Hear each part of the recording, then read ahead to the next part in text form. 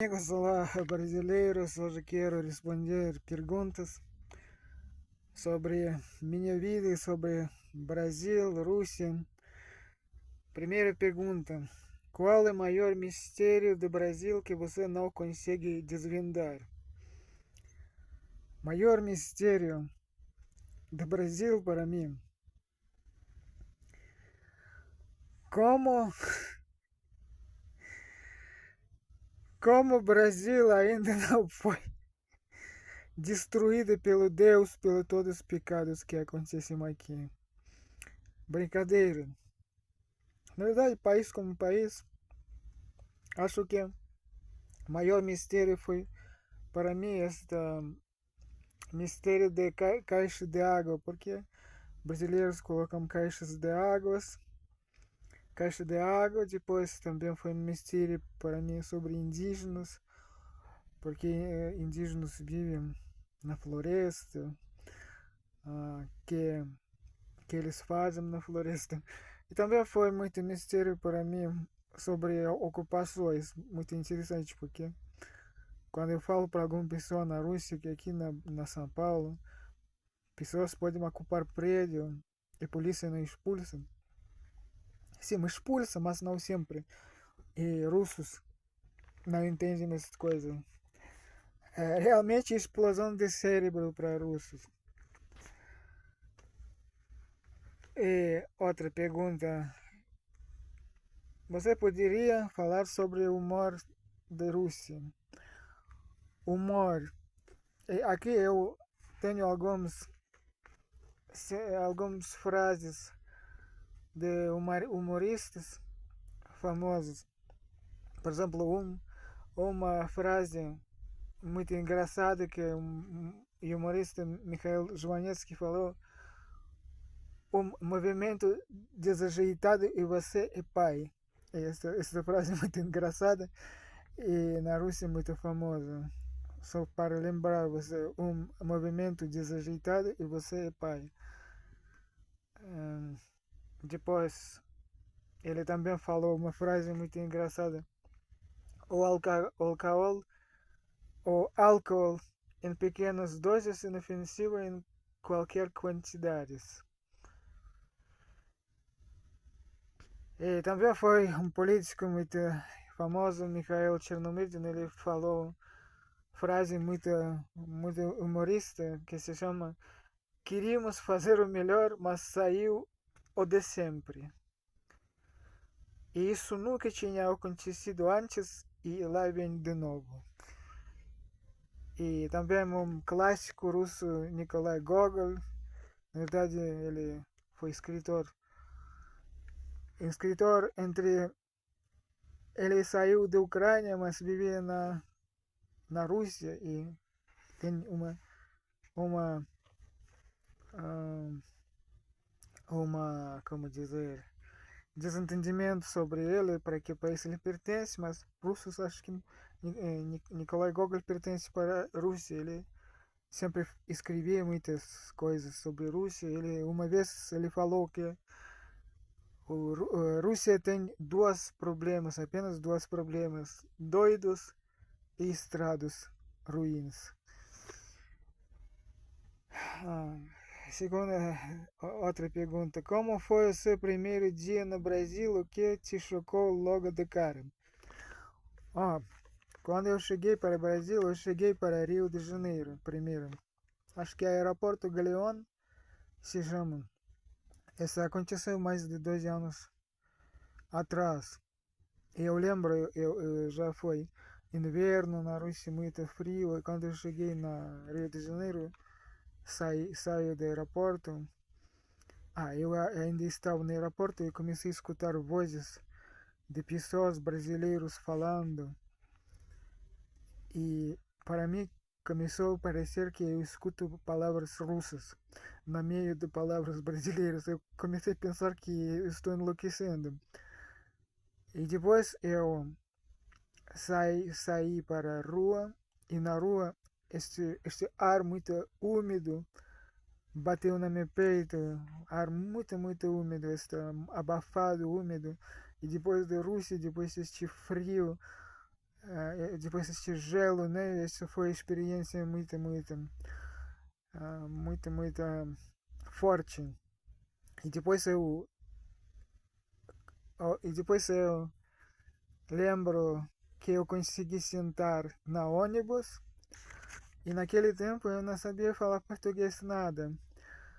E na ônibus eu comecei a olhar para pessoas e eu comecei a ver que ao redor de mim muitas pessoas pretos, negros, pardos, e porque eu não acostumado sobre não fui acostumado sobre outras pessoas, porque na Rússia todo mundo branco e eu não tive experiência de falar com pessoas pretos, negros. Eu comecei a pensar, nossa, agora eles vão me assaltar, porque eu já fui, antes de ir para o Brasil, eu já tinha lido que o Brasil é muito perigoso, muito criminoso. Eu comecei a pensar, nossa, agora eles vão me assaltar, aqui muito bandido. Mas eu não quero falar que eu preconceituoso contra negros, contra pretos, mas naquele tempo, porque eu nunca tinha visto e cheguei com esta ideia de que o Brasil é muito criminoso, essa coisa é verdade sobre criminalidade, mas criminalidade não tem cor de pessoa. Pessoa branca pode ser criminosa também, mas naquele tempo este quadro de coisas que eu não acostumado começou a meter medo na mim, eu ainda mais comecei a olhar para paredes e vi estas casas construídas namoros, casas com muito graffiti, e pensei, nossa, como perigoso aqui. E também eu comecei a pensar, nossa, acabou a vida tranquila, eu cheguei na vida adulta. Porque mesmo que naquele tempo eu já tive 29 ou 30 anos, esta coisa pareceu para mim muito, cho- muito significativo e muito marcante, vamos dizer assim. Outra pergunta: qual o seu maior medo em relação ao futuro? Em relação ao futuro, que eu não vou conseguir documentos aqui, quero conseguir cidadania, também quero casa, trabalho, estas três coisas, e saúde também, para ficar saudável com casa, emprego, saúde e documentos, as coisas que eu mais se preocupo com o futuro. Qual foi o maior aprendizado que a vida te deu até hoje? Acho que o maior aprendizado que eu recebi até hoje foi casamento. Porque através do casamento você começa a entender muitas coisas sobre mulheres, sobre o papel da mulher e eu quero compartilhar aqui minha experiência com vocês. Porque, por exemplo, muitas pessoas jovens, eles olham para a mulher e eles querem apenas aparência. Mas quando comecei a viver já como esposa, eu comecei a entender que é muito importante que vocês olharem para as mesmas coisas de mesmo jeito. Por exemplo, para namoro curto, pessoas diferentes, muito bom. Pessoas diferentes se atraem. Mas na vida conjugal, na vida familiar, pessoas diferentes não duram muito. Pessoas devem ser parecidos para viver juntas. E hoje, por exemplo, eu vi um vídeo curto na YouTube e lá foi uma pegadinha. Um homem ele colocava a cabeça na ombro de mulheres diferentes e mulheres diferentes davam para ele tratamento diferente. Alguns gritaram para ele, alguns sorriram, todas as mulheres reagiram diferente. E primeiro eu pensei, nossa, mulheres diferentes, algumas mulheres bondosas, algumas mulheres zangadas, algumas mulheres até maldosas. Eu pensei, E qual mulher seria para este homem? Que sorri para ele ou que grita para ele?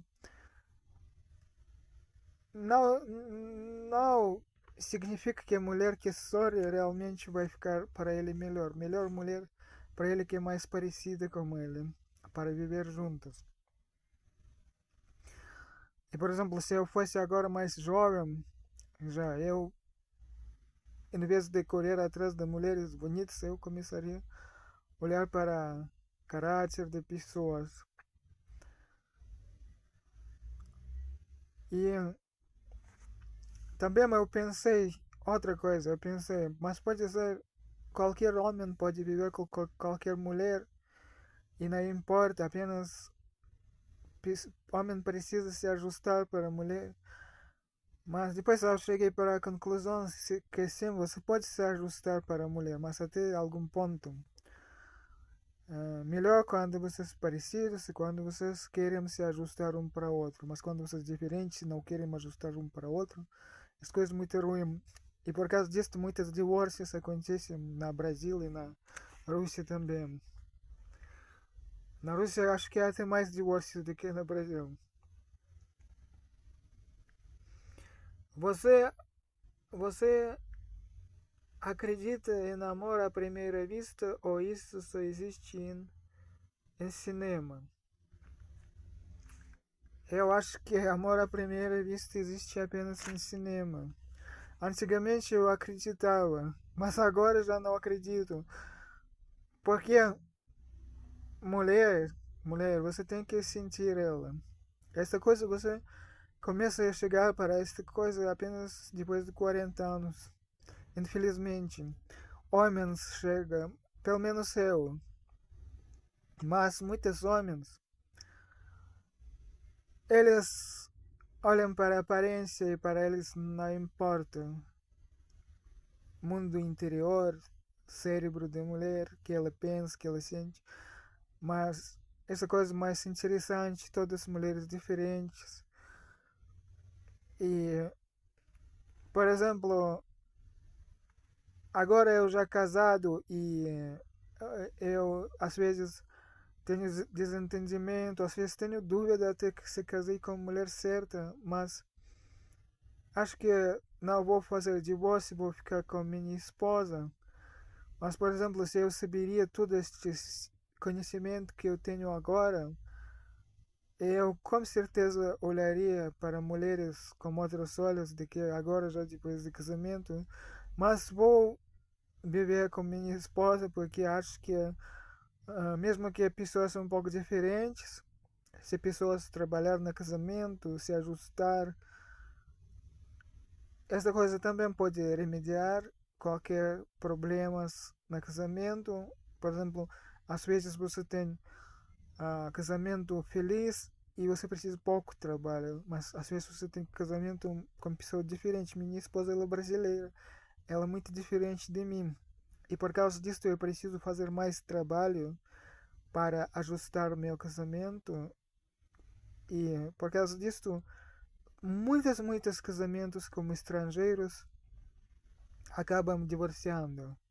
Quando, por exemplo, brasileiro com brasileiro, mais a probabilidade de que casamento vai durar do que quando como estrangeiro, porque estrangeiro totalmente diferente mentalidade. E também minha esposa, ela ah, parda, ela tem ela também não é branca e as coisas também diferentes, mas acho que nós vamos conseguir passar estes problemas e moldar nós um para o outro, para nós se ajustar perfeitamente. Você já Você se considera uma pessoa ambiciosa ou prefere uma vida mais tranquila e simples? Por exemplo, eu me sinto como uma pessoa bem preguiçosa. Eu não quero. Antigamente eu queria ser, por exemplo, famoso cantor para todas as mulheres amarem e se apaixonarem por mim. Mas agora já eu penso que eu não tenho ambição, ou por exemplo, eu queria ser político, queria ser presidente. Eu antigamente fui muito ambicioso. E hoje em dia já nem tanto, porque eu agora mais tranquilo, tenho comida, tenho onde dormir, já bom.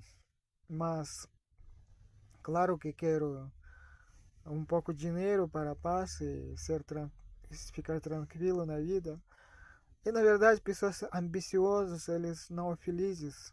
E eu acho que é muito bom que eu não sou ambicioso, porque quando a pessoa é muito ambiciosa, assim, a pessoa precisa lutar para conseguir satisfazer suas ambições. E na verdade, qualquer pessoa que chega na altura, por exemplo, como Donald Trump, presidente dos Estados Unidos, sim, ele chegou para a situação financeira boa, ele é presidente dos Estados Unidos, mas na fundo eu acho que ele é infeliz e por causa de que ele é infeliz por dentro ele faz todas estas conquistas. E melhor ser feliz por dentro do que ser ambicioso e conseguir muitas coisas. Mas se você é feliz por dentro e também conseguir muitas coisas, essa coisa ainda melhor, vamos dizer assim. Por causa disso eu também ah, não perco esperança para conseguir ser bem sucedido na vida.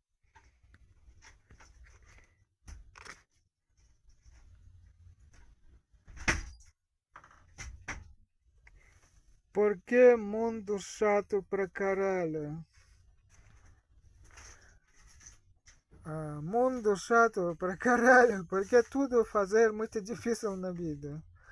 Por exemplo, você quer trabalhar, quer dinheiro, e dinheiro conseguir muito difícil. Você precisa sofrer muito. Qualquer sucesso, você consegue com muita luta na vida, com muita luta. E muitas pessoas talentosas no mundo, e por causa disso existe muita concorrência. Muita concorrência, pessoas brigam, lutam para chegar no topo e para ficar no topo, muitas pessoas. Letícia, não liga, por favor, eu vou fazer depois. A minha esposa chegou, ligou o ventilador quebrado aí. Não está quebrado o ventilador. Vou fazer depois, Letícia. O negócio que está aqui dentro tem que. Dá exemplos de humor russo. Eu já dei exemplos. Por que parece tão difícil alcançar sucesso hoje em dia, mesmo que a gente estuda, trabalha e esforça ao máximo? Hoje, conseguir sucesso é muito difícil, porque é muita concorrência. Hoje em dia, muitas pessoas são educadas, e acho que a minha esposa não vai dar agora gravar mais vídeo. Por causa disso, acho que vou terminar.